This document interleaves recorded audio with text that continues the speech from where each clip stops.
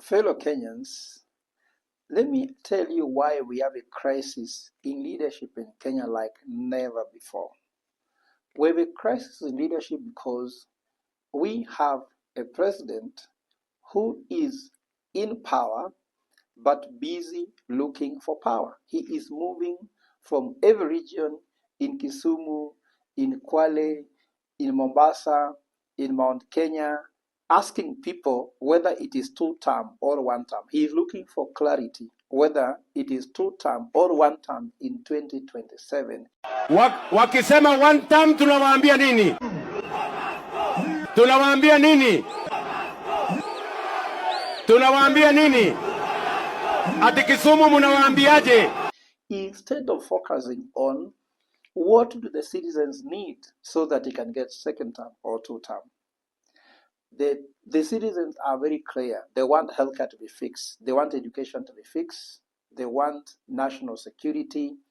They want employment. They want justice to be given to the victims of post-election violence, victims of Gen Z protests. They want justice for Juang. They want justice for Julia Njoki. They want justice for Rex Masai. They want justice for all the injustices committed under this government. They want an economy which is vibrant. That's what they want. Why should the president be busy asking, seeking clarity whether it should be two-term or one-term?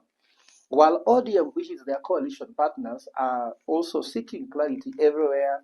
They go to Kisumu, they go to Kisii, they go to Nyamira, they were in Nairobi, they are in Mombasa, asking whether they should actually join Ruto or not, and demanding also that they should be given 50% of this. So we have a crisis here. While the opposition, the so-called united opposition, they are very busy creating circuses, going to churches, stage managing what they so-called attacks, working together with the government to stage manage attacks on the people, where 52 politicians go to a church, none of them is hurt, but citizens actually get the bullet, deceiving people that are under attack. I know that Gachagua did not stage manage the attack alone. I also know the government did not stage manage that attack alone. They were done in cahoot. They worked together to stage manage. How can you have a government plus opposition working together to injure its own people in a church, then pretend that they're actually fighting? To demonstrate they are fighting, they stage manage a war between them and citizens. Because how could these people not pray in a church? They were being thrown away by the police, they can't pray in a church, but they have the courage to go to the Inspector General's office and do protests. How can you be unable to demonstrate in a church, yet you can actually demonstrate at the noses of the security officers, the very one that threw away, if the state is not involved, which means the state gave them permission to do the circus they did in Ogola. Then the same state gave them permission to come and protest in IG's office. Then the state now allowed them to pray in Ogola without interference. Only the state can do that in collaboration with them. So there's a crisis of leadership.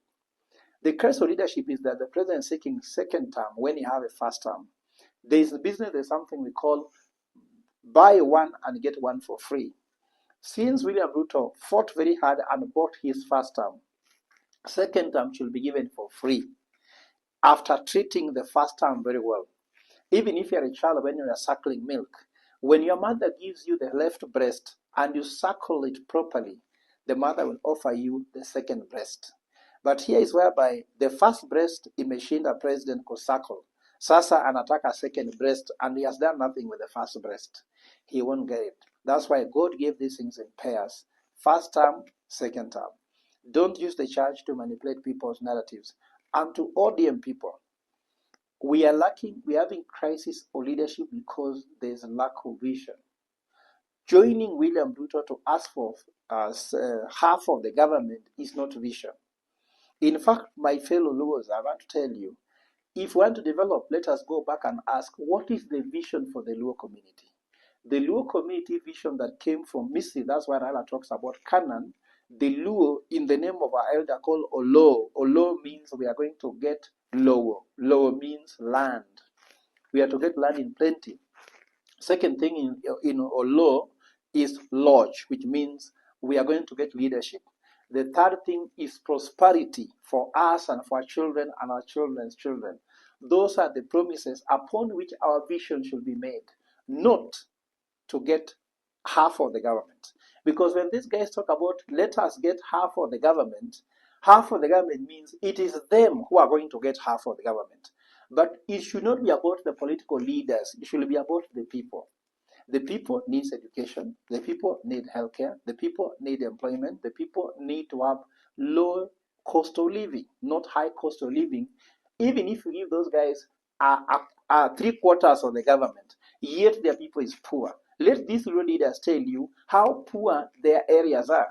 Like if you go, for example, to Gunja, we know that 1/3 of houses in Ugunja, the floor is cow dung. In Ugenya, more than 1/3 of the houses, the floor is cow dung. Most of them are grass thatch houses with the mud wall. What are they doing to improve the lives of these people? Unemployment levels is very high. Everybody is actually suffering in Luo Nyanza.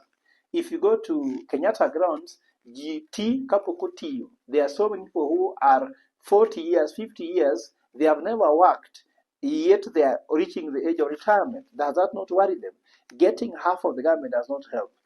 To opposition, to government, and to ODM, let me tell you, the Kenyan problem is economic, not political.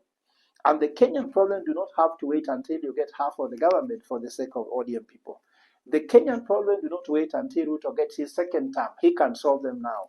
And to the opposition, if you stand with the people today, you will be liberated. That's why LDP is very clear.